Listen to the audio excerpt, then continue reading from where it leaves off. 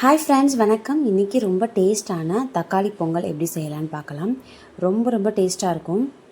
So இதுக்கு first நல்லா நான் சிவன் சம்பா அரிசி ஊற வச்சு எடுத்துக்கிறேன். அதுக்கப்புறம் பார்த்திங்கனாக்கா ஒரு பெரிய வெங்காயத்தை நறுக்கி வச்சுருக்கேன், ஒரு பச்சை மிளகாய் எடுத்திருக்கேன், புதினா, நாட்டு கொத்தமல்லி, இஞ்சி பூண்டு பேஸ்ட் எல்லாமே அரைச்சிருக்கேன், ஒரு 6 தக்காளியை நல்லா அரைச்சி விழுதாக எடுத்திருக்கேன். அதே போல் பார்த்திங்கனாக்கா பட்டை, கிராம்பு, ஏலக்காய் நல்லா வறுத்துட்டு நல்லா இடித்து வச்சுருக்கேன். இப்போ கடாயில் கடலெண்ணெய் ஊற்றிட்டு ஃபஸ்ட்டு முந்திரி போட்டு நல்லா முந்திரி நல்லா பொரியணும். அதுக்கப்புறமா நறுக்கி வச்சுருக்க அந்த பெரிய வெங்காயத்தை சேர்த்துக்கணும். அதே போல் பட்டை இலை இருக்குல்ல, அது சேர்த்துருக்கேன்.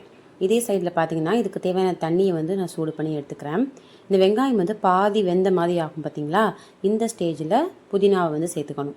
நல்லா வாசனையாக இருக்கும். இப்போ இதோட இஞ்சி பூண்டு பேஸ்ட் சேர்த்துக்கலாம். நம்ம நார்மலாக தக்காளி சாதம் இதெல்லாம் செய்வோம்ல, அதை விட இது நல்லா டேஸ்ட்டு சூப்பராக இருக்கும். ஒரு இதில் பார்த்துருந்தேன், ஸோ அதே போல் ட்ரை பண்ணி பார்க்கலாங்கிறதுக்காக தான் செஞ்சேன். நல்லா டேஸ்ட்டாகவும் வந்தது. நல்லா இஞ்சி பூண்டு பேஸ்ட்டோட பச்சை ஸ்மெல்லாம் போனதுக்கப்புறமா நான் ஒரு 6 தக்காளி நல்லா விழுத அரைச்சிருக்கேன்ல, அதை சேர்த்துக்கிட்டேன். காரத்துக்கு வரமிளகாய் தூள் அது சேர்த்துருக்கேன். அதுக்கப்புறமா நாட்டு கொத்தமல்லி அதையும் சேர்த்துக்கலாம். நல்லா அந்த தக்காளி கொஞ்சம் வேகணும். இப்போ நான் இடித்து வச்சுருக்கேன்ல, அந்த பொடியில் ஒரு 1/2 டீஸ்பூன் சேர்த்துக்கிறேன். சேர்த்து நல்லா நீங்கள் சிக்கன் மசாலாலாம் இருக்குன்னா அதையும் ஆட் பண்ணிக்கலாம். என்கிட்ட இல்லை, அதனால சேர்க்கலை. இப்போ உப்பு சேர்த்துக்கிறேன். எப்போதுமே சமைக்கும்போது கல் உப்பு சேர்த்துக்கோங்க, அப்போ தான் ரொம்ப நல்லாயிருக்கும்.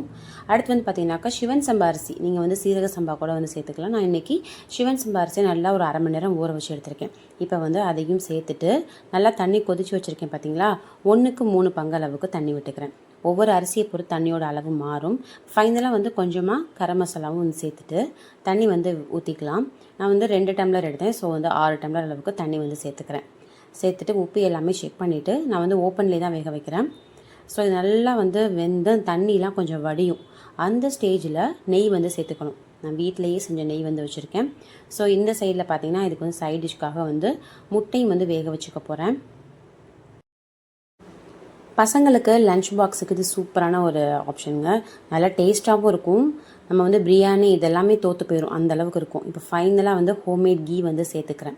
இந்த ஸ்டேஜில் சேர்த்துட்டு இதை நீங்கள் வாழை இலை இருந்ததுன்னா அப்படியே கூட மூடி அப்படியே வைக்கலாம், தம் போடுற மாதிரி வைக்கலாம். நான் லாஸ்ட்டாக குக்கர் சிம்மில் வச்சுட்டு ஒரு 5 மினிட்ஸ்க்கு அப்படியே எடுத்துக்க போகிறேன். ஸோ அவ்வளோதாங்க. நல்லா டேஸ்ட்டான, இதுக்கு பேர் தக்காளி பொங்கல் தான் சொன்னாங்க. ஸோ அதே தான் நானும் சொல்லியிருக்கேன். நல்ல டேஸ்ட்டு சூப்பராக இருந்தது. அப்படியே பாருங்கள், உதிரியாக சூப்பராக வந்திருக்கு. பாருங்களேன், நல்லா சாதம் உடையாமல் உதிரியாக நல்லா சாஃப்டாக நல்லா சூப்பராக இருந்தது.